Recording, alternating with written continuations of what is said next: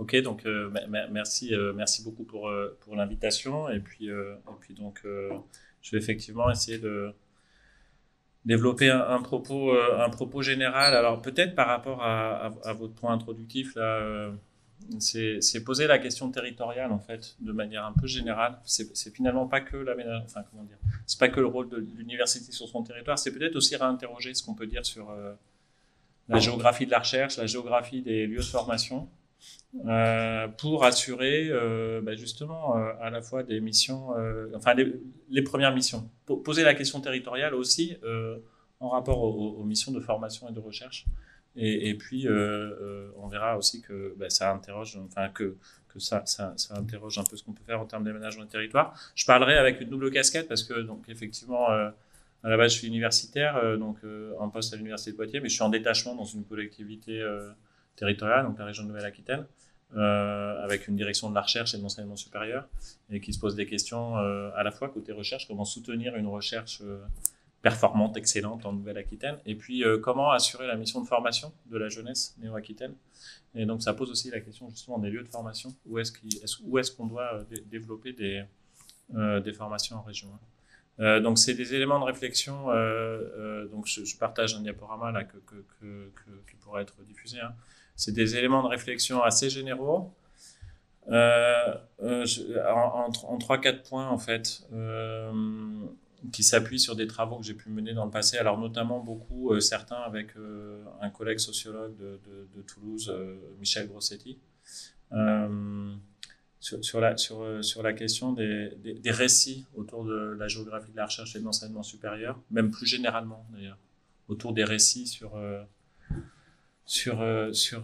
les questions géographiques. Donc on avait publié, enfin on avait diffusé un texte qu'on a appelé, alors de manière un peu provocante, la mythologie CAM, comment s'en désintoxiquer. C'était un peu une mise en débat de récits dominants produits par des chercheurs et qui sont incarnés dans des politiques.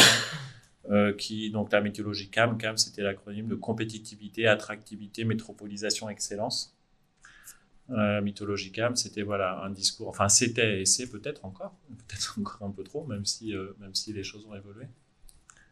Un discours qui nous disait qu'en fait il y avait des enjeux pour être plus performant, pour être plus compétitif dans la mondialisation, il fallait absolument concentrer les efforts sur quelques-uns, sur les excellents. Alors c'est pas un discours que sur les universités, hein, puisque c'était on a trop de régions et nos régions sont trop petites. Regardez les Länder allemands, il faut fusionner les régions pour avoir des plus grandes régions et plus efficaces, plus performants. On a trop d'universités. On n'est pas bon, on n'est pas visible dans le classement de Shanghai. Concentrons, ciblons l'effort sur les excellents. On gagnera en visibilité, en performance, en efficacité, etc. Et puis, on a été trop à vouloir soutenir tous les territoires infrarégionaux. Arrêtons de faire cela. Concentrons l'effort sur quelques territoires, sur les métropoles. Et puis les autres territoires vivront du ruissellement des métropoles. Donc, donc vous voyez un discours un peu qui sous-tendait tout un ensemble de politiques publiques. Encore une fois, pas que ciblé sur le SR.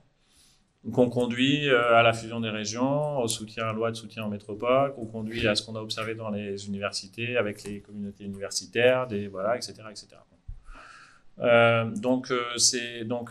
C'est des discours qu'on a beaucoup réinterrogés, enfin qu'on a passé à l'épreuve des faits, quoi. C'est-à-dire, est-ce que ça a du sens de faire, enfin, est-ce que factuellement les grandes régions sont plus performantes que les petites, les grandes universités plus performantes que les petites, les grands territoires ou les métropoles plus performantes que les plus petits, etc., etc.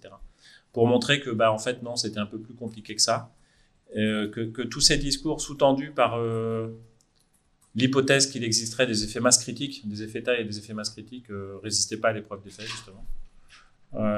Et que il fallait justement se désintoxiquer un peu de ces discours. Je ne vais pas développer outre mesure. C'est un texte qui date de 2018, qui avait pas mal diffusé, sur lequel on a pas mal échangé. C'est un texte qui se veut absolument pas. Enfin, j'insiste là-dessus parce que parfois il y a méprise sur nos propos, qui n'est pas un discours du tout anti-métropole ou anti, etc. Mais plutôt anti-discours pro-métropole. On va dire, c'est plutôt ça l'idée, c'est-à-dire ou anti-discours pro-concentration à mort sur quelques-uns, quoi. Voilà. Bon. Donc ça, c'est bon. Je pense qu'il faut. Alors, ce discours a évolué. Le discours, par exemple, de soutien aux métropoles, presque on a basculé de l'autre côté avec la crise Covid. Où on a eu tout un discours sur ça y est, tout le monde c'est l'exode urbain, hein, tout le monde part des grandes villes, l'avenir de la France c'est la ruralité, c'est les villes moyennes, qui est un discours aussi faux en fait, hein, qui résiste pas plus à l'épreuve des faits. Mais bon, peut-être il continue à être un peu présent dans le monde de l'ESR. Alors, donc, vous voyez, discours un peu général, et puis je peux me concentrer un peu plus sur le monde de l'enseignement supérieur et de la recherche, sur la façon dont il s'incarne, avec peut-être deux problématiques.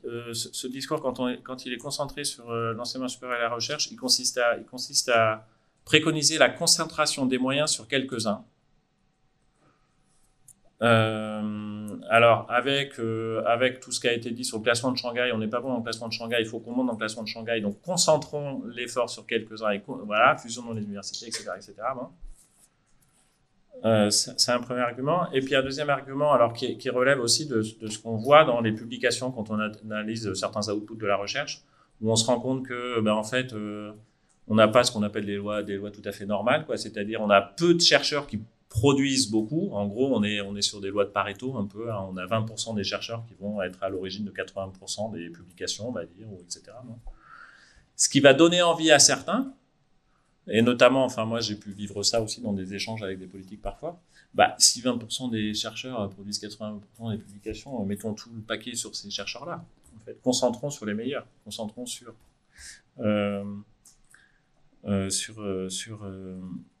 sur les plus gros labos, sur les plus performants, etc. Et donc ce discours-là est à réinterroger fortement. Enfin voilà, je vais aller assez vite là dans le processus, mais encore une fois, c'est pour dire il y a des récits sans cesse à réinterroger. Est-ce que ça a du sens d'aller dans cette direction-là? Donc notre point de vue avec Michel Grossetti, celui qu'on défend, c'est de dire non, pour deux raisons. La première raison, c'est de dire si effectivement on a des chercheurs qui publient beaucoup plus, on a un peu le résultat de leur recherche et leurs travaux reposent sur le travail de tout le monde. On est, comme on dit, des nains sur les épaules de géants. Et donc, si on concentre l'effort sur quelques-uns, en fait, et qu'ils ne peuvent pas se nourrir du travail fait par la communauté de l'ensemble des chercheurs, en fait, ça marchera pas. Voilà, leur performance va s'effondrer. Ça, c'est quand même un point qui nous semble tout à fait important. Et le deuxième point, c'est que quand on souhaite concentrer sur quelques-uns, sur les meilleurs, les excellents, en fait, ce qu'on regarde, c'est les performances passées. Donc, on donne plus de moyens aux excellents d'hier, en fait, en faisant l'hypothèse que les excellents d'hier sont les excellents de demain. Et en fait, ça, on n'a aucun élément de preuve de ça. Et en fait, on est dans des contextes d'incertitude radicale et les excellents de demain, on peut pas les anticiper. Et donc le contre-discours et la contre-argumentation, ça consisterait à dire en fait ce dont on a besoin, et c'est quand même dès qu'on bosse sur les processus d'innovation, sur la recherche, sur la capacité de création, etc., ce qu'on a besoin, c'est d'entretenir une diversité d'initiatives. C'est d'alimenter un jeu essai-erreur, c'est de laisser s'exprimer la diversité des recherches dans tous les domaines. Et de cette diversité, à un moment donné, il y a des choses qui vont éclore, et on ne sait pas où. Et évitons de se concentrer trop ou de réduire le spectre des investigations parce qu'on va rater des coups, quoi. Donc c'est alimentons le jeu, enfin le processus schumpeterien, quoi, voilà, essai-erreur. Et donc favorisons la diversité des recherches dans tous les laboratoires. Et puis à un moment donné, boum, il y a des choses qui vont émerger, des choses plus... Bon, voilà. Donc c'est quand même un autre récit qui est pas du tout neutre. Parce qu'en fonction du récit auquel on adhère ou qui sous-tend les politiques publiques, soit on va aller vers de la concentration forte des universités, de la recherche, des moyens, etc. sur quelques-uns, soit au contraire on va dire non, favorisons la diversité des lieux, des sites, des recherches dans les différents labos auprès des différentes personnes. Voilà, donc ça c'était peut-être des premiers éléments de réflexion sur des questions qui me semblent un peu fondamentales. Je poursuis avec d'autres éléments en m'appuyant aussi sur quelques résultats empiriques. Il y a un point dans l'argumentation qu'on développe pour critiquer un peu le discours justement de la mythologie CAM là. C'est se dire, mais au fait, est-ce que la recherche dans le temps a tendance à se concentrer géographiquement ou pas? Bon. Et donc là, je me réfère à des travaux de l'équipe, des équipes de Michel Grossetti, hein, sur la question de la déconcentration géographique de la recherche, parce qu'il y a un résultat très fort. Alors, c'est des travaux qui ont quelques années, hein, mais bon, alors j'ai rééchangé justement avant de venir avec lui en disant, mais vous avez retravaillé sur cette question, donc ils n'ont pas republié de choses, mais je ne pense pas que les résultats ont fortement évolué, mais ça vaudrait le coup d'ailleurs, hein, de les actualiser. Ces tableaux-là, alors sur le cas français dans le tableau de gauche et sur des cas à l'international sur le tableau de droite, ils visent à mesurer la part dans les publications scientifiques de différents sites. Le tableau de gauche, ce qui montre, c'est qu'avec le temps, on observe une déconcentration géographique des publications scientifiques. En 1978, Paris concentrait 46,3% des publications des scientifiques français localisés en France. En 88, 43,8, en 98, 37,6, en 2008, 34,9. Donc on a un recul de la part dans les publications des chercheurs localisés en Île-de-France, sur Paris. Et à l'inverse, une montée des publications sur les autres sites. Donc on a ce qu'on peut appeler une déconcentration géographique des publications scientifiques. Ça ne veut pas dire qu'il y a eu moins de publications sur Paris, hein. Ça a monté, mais ça a monté plus vite sur les autres territoires, dans les autres régions, enfin sur les autres sites là, qui sont dans le tableau de gauche. Ce mouvement, donc on a un mouvement de déconcentration géographique des publications scientifiques. Une des questions, quand Michel Grossetti et ses équipes ont produit ces résultats, une des questions que assez vite les chercheurs ont posées, c'est de se dire, oui, d'accord, mais est-ce que c'est des publications de bonne qualité, de qualité équivalente ou pas, qu'on observe? Non. Question tout à fait légitime, en se disant, ah, peut-être qu'on a déconcentré, peut-être que maintenant la recherche est moins bonne. Et en fait, alors bon, c'est toujours, voilà, il y a des enjeux de comment on mesure ça, etc. Bon. Donc, ils sont focalisés sur les publications les plus citées, en fait, pour voir, c'est un indice de qualité des publications, pour voir si la déconcentration géographique des publications, c'est une déconcentration des publications moins citées. En fait, non.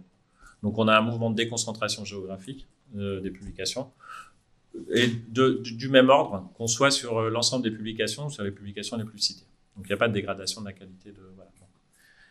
Ça, tableau de gauche. Tableau de droite, c'est se poser la question, est-ce que c'est un mouvement spécifiquement français ou pas? Et c'est là, donc j'ai mis un lien vers un petit billet que Michel Grossetti avait publié en 2013, là, qui synthétisait leurs résultats. Il y a eu des publications dans différentes revues, hein, avec ses co-auteurs là, que vous trouverez dans ce petit billet aussi, auquel il renvoie. Hein. Bon, c'est un travail colossal, hein, pour arriver à produire ces quelques chiffres dans ces tableaux. C'est un travail colossal de codification. Enfin, je passe, hein, sur tout le travail sous-jacent. Le résultat remarquable, c'est que ce mouvement de déconcentration géographique de la recherche, c'est un mouvement qu'on observe dans tout un ensemble de pays. C'est pas spécifique à la France. Donc ça veut dire c'est pas spécifique peut-être à certaines politiques qui auraient eu lieu en France et pas ailleurs. On le retrouve, vous voyez, donc là le petit tableau à droite, c'est pour faire simple, mais c'est la part de la capitale de chaque pays dans les publications. Donc vous voyez, donc en Chine, en France, au Royaume-Uni, en Russie, en Espagne, en Allemagne et en Italie. Dans tous les pays, alors sauf Berlin là où c'est quasi stable, mais dans tous les pays, la part de la région capitale recule. Donc on a un mouvement de déconcentration, un mouvement général de déconcentration géographique de la recherche, mesuré dans ce cas-là par ce que pèse la région capitale, hein, dans les publications. Cette part recule dans tous les pays. Donc on a un mouvement très très général. Donc ça interroge. Qu'est-ce qui peut expliquer ce mouvement très général de déconcentration géographique de la recherche? Et là, c'est là où on arrive à des questions d'aménagement du territoire, en fait. En tout cas, l'hypothèse explicative qu'on branche derrière ce résultat-là, massif, c'est le suivant. Bon, un constat, on a une déconcentration géographique de la recherche, production et citation dans la majeure partie des pays étudiés. Pourquoi? L'hypothèse explicative qu'on fait et qui matche bien avec les éléments, enfin, ce que je vais vous dire, je pense que vous allez trouver ça assez évident, après on pourra en discuter, ça résulte du besoin d'équiper les territoires en structure d'enseignement supérieur et de recherche pour faire monter le niveau de formation des jeunes, en fait. Il y a des enjeux de montée en compétence de la population. On a voulu que plus de jeunes arrivent au niveau bac et qu'ensuite ils poursuivent dans l'enseignement supérieur. Et ça ça a impliqué de développer des sites d'enseignement supérieur. Dans tous les pays, on a ce besoin-là de monter en compétences. Et donc, on a développé nouvelles universités, antennes universitaires, développement de formation du supérieur dans certains établissements du secondaire, BTS, etc. Voilà. Donc, on a eu ce besoin d'équiper l'ensemble des territoires en formation et en recherche, formation, recherche ESR. Et puis, les enseignants-chercheurs qui ont été recrutés dans ces établissements, dans les régions, finalement, ils ont continué, ils ont fait de la recherche, et puis ils ont publié, et puis ça a donné lieu à une montée des publications dans les régions. Et comme ça a été massif, on a beaucoup plus recruté dans ces régions, hors région capitale, que dans la région capitale. Et qu'en gros, si on considère que la productivité du chercheur, où qu'il soit, elle est à peu près similaire, ça fait monter les publications dans les régions où on a plus recruté qu'ailleurs. Vous voyez un peu le mouvement? Donc, c'est sous-tendu par, finalement, une politique d'aménagement des territoires à des fins de formation de la jeunesse. Hein, voilà. Et donc ça, alors, par rapport aux deux missions fondamentales, formation et recherche des universités, je pense que cette mission formation, justement, alors les deux sont fondamentales, bien sûr, mais il faut surtout pas l'oublier. Et cette mission formation, elle impose quand même un certain degré de déconcentration géographique de l'offre, parce que on a un enjeu à favoriser l'accessibilité des jeunes au pôle d'enseignement et de recherche. Et si on concentre très très fortement géographiquement l'offre, ce qu'on n'a pas fait, en fait, ce qu'on n'a pas fait, on a plutôt déconcentré, se poserait la question de la mission formation de l'ensemble des jeunes, quoi. Comment on fait pour former les jeunes des milieux, des territoires ruraux, s'ils sont très loin des sites universitaires et qu'ils ne peuvent pas y accéder. Troisième temps dans mon propos. Alors sur un sujet, bon, vous voyez, hein, c'est un peu, voilà, c'est des sujets connexes, on va dire, mais un peu séparés. Troisième élément de réflexion basé sur d'autres travaux.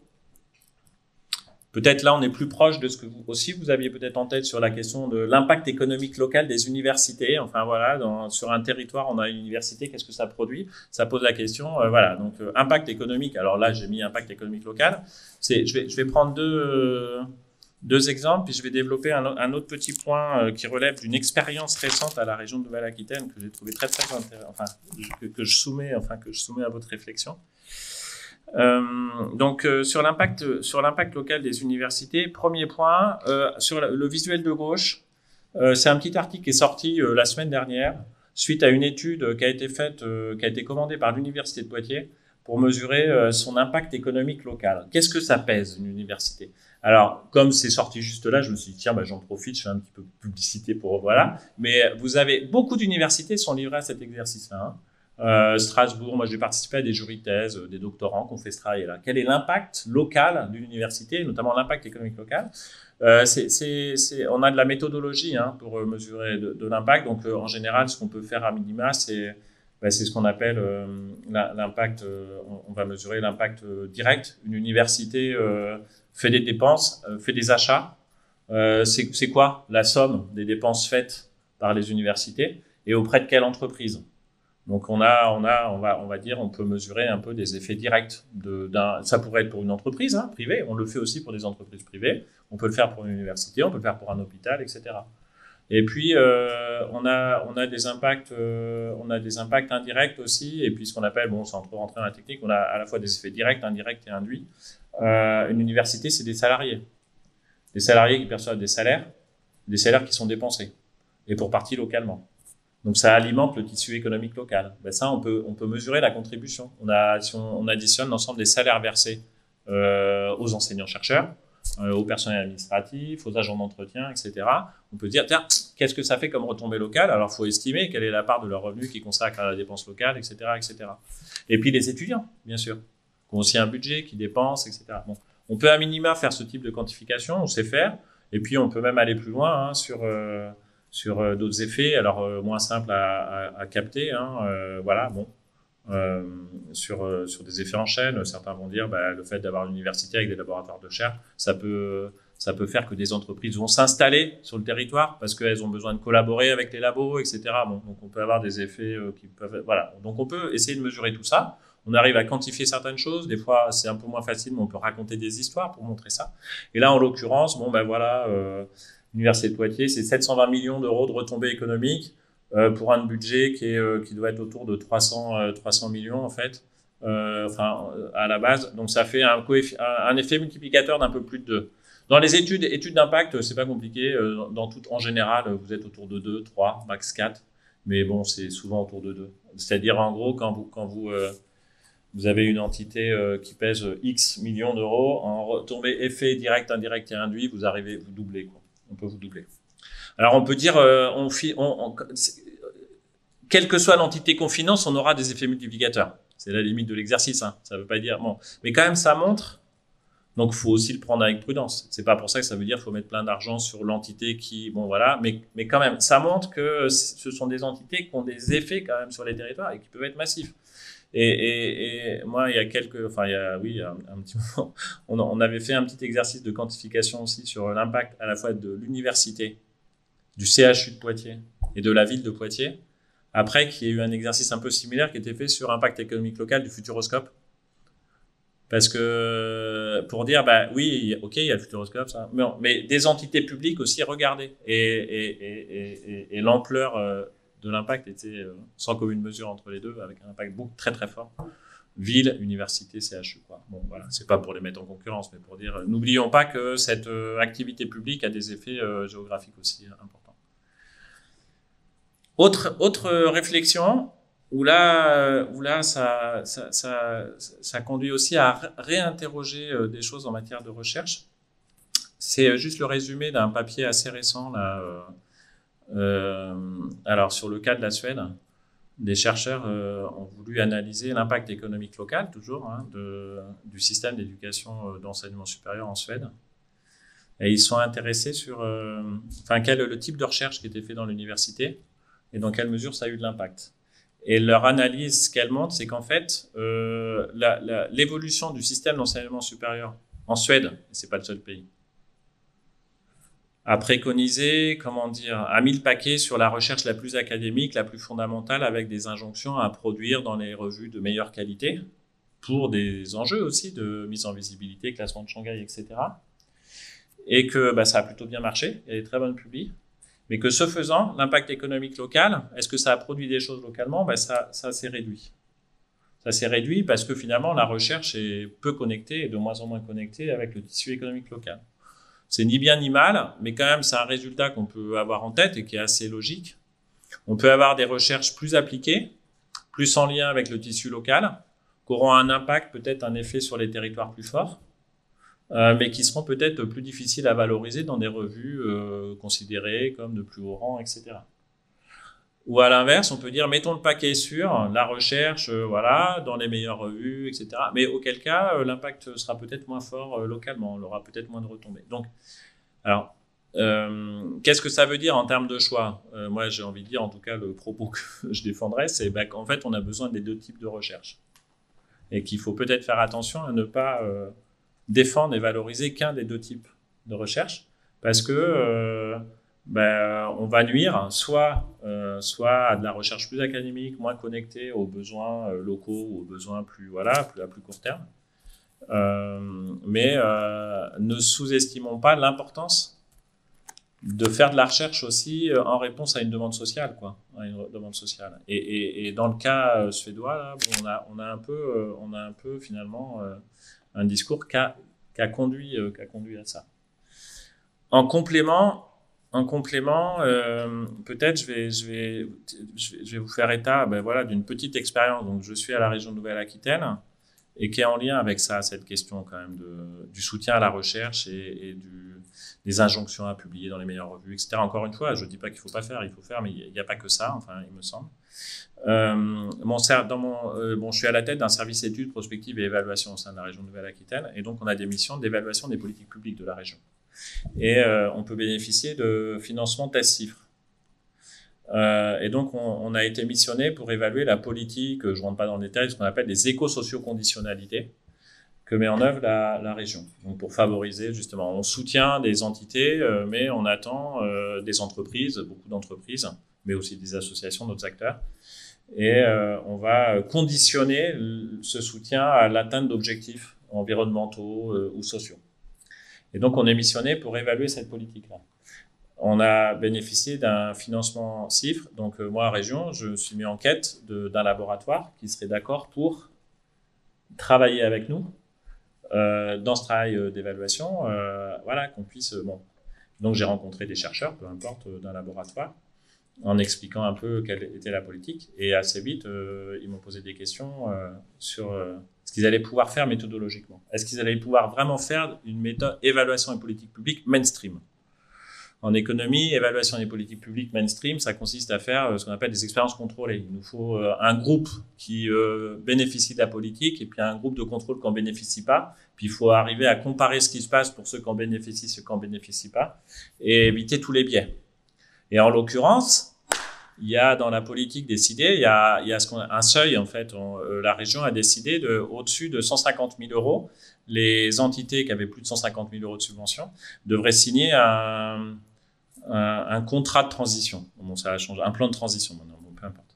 Donc assez exigeant avec des critères, etc. Bon. Et en dessous de 150 000, pour simplifier la vie, parce qu'on aide beaucoup de monde et c'était compliqué à gérer, il n'y aurait pas quelque chose d'aussi exigeant, ce serait juste une charte d'engagement. Voilà. Donc vous voyez, il y a une discontinuité, on dit une discontinuité. Et donc les chercheurs se sont dit, c'est super, on va pouvoir faire de la vraie évaluation parce que on va regarder autour du seuil comment les choses se passent pour ceux qui sont juste en dessous du seuil. Bon, c'est des détails un peu techniques, mais si vous voulez, on se dit il y a quelque chose à faire pour être dans les clous mainstream. Mais ils m'ont assez vite posé une question. Mais est-ce que les entreprises sont au courant de ce seuil? J'ai dit oui, bien sûr, c'est dans les délibérations. Et donc réponse des chercheurs, c'est oui, mais dans ce cas-là, non, on pourra jamais publier dans les bonnes revues parce que les entreprises peuvent manipuler le seuil. Et donc on passera pas les fourches codines de l'évaluation par les pairs dans la recherche académique. Donc non, en fait, ne travaillons pas ensemble. Vous voyez, bon, et je les stigmatise pas, hein, je dis pas ils sont sur leur logique, sur les modes d'évaluation. Si on veut répondre aux injonctions dans le domaine, ils n'ont pas eu intérêt à bosser avec nous. Donc j'ai cherché d'autres chercheurs qui étaient intéressés dans d'autres disciplines, etc. Bon, pour dire, il y a vraiment ce sujet-là, l'hypothèse selon laquelle un enseignant-chercheur, un bon enseignant-chercheur, il serait bon sur la recherche fondamentale, sur la recherche appliquée, sur l'enseignement, etc., qu'il y aurait une espèce que dans tous les cas, si on soutient, en fait, non, ça marche pas. On a des logiques différentes.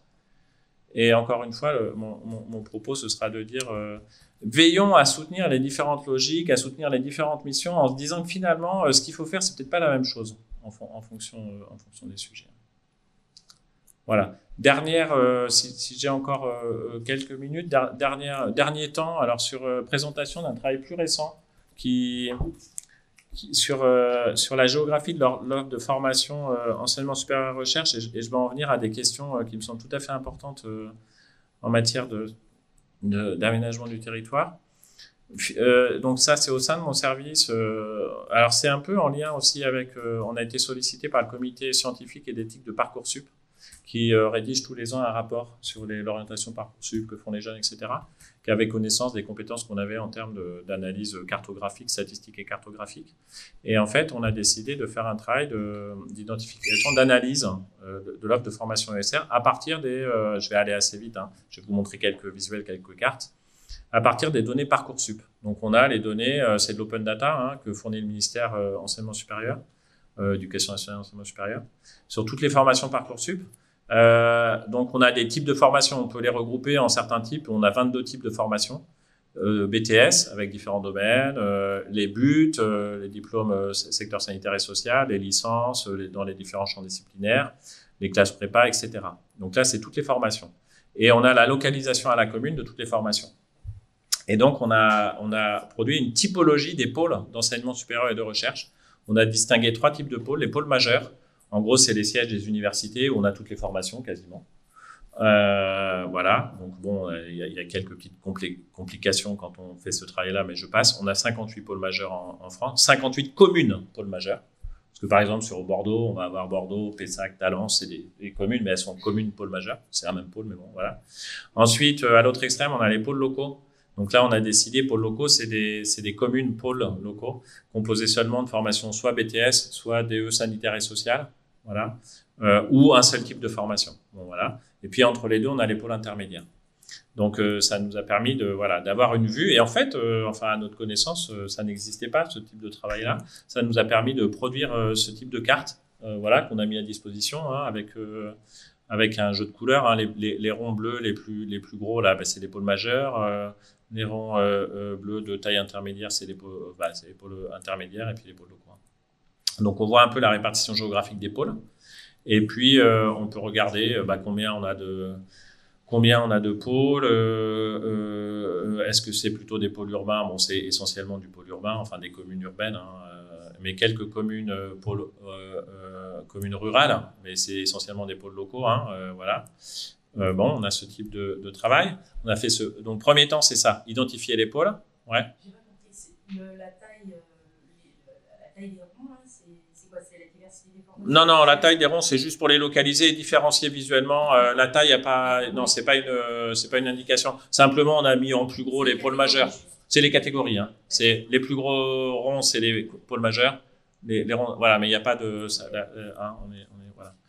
Et donc ça, c'était le premier temps, c'est identifier où sont les pôles d'enseignement supérieur de recherche. Et le deuxième temps, c'était pour arriver ensuite à mesurer la distance. Donc là, ce qu'on calcule, hein, c'est, en fait, on voulait mesurer l'accessibilité à ces pôles. Donc là, je vais passer très vite, hein, 3 cartes. C'est les temps d'accès par la route en heure creuse et par temps clair, comme on dit, entre là où les jeunes. Là, on a pris où les jeunes de 15 à 17 ans habitent, en gros, pour chaque commune, et le centre le plus proche. Donc là, vous avez la carte avec les pôles locaux les plus proches. Plus c'est foncé, plus on est loin. À gauche, c'est la carte France hexagonale. À droite, c'est la carte Nouvelle-Aquitaine, hein, puisque mon service est Nouvelle-Aquitaine. On a vocation à travailler beaucoup là-dessus.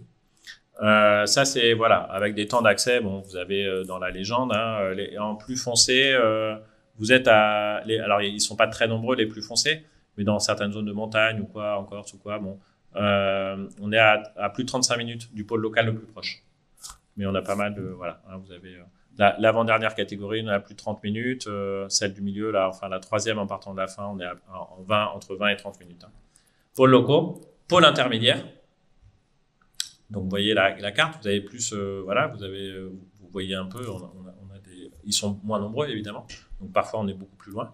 Et puis pôle majeur d'enseignement supérieur, avec des zones très sombres. Vous voyez là sur voilà certains endroits où là les jeunes, donc on a des jeunes hein, puisqu'on est parti de là où il y avait des jeunes de 15 à 17 ans qui ont vocation à passer le bac et éventuellement aller dans l'enseignement supérieur et la recherche ensuite. Peuvent être à plus de, vous voyez, la catégorie intermédiaire, on est à plus d'une heure, quoi.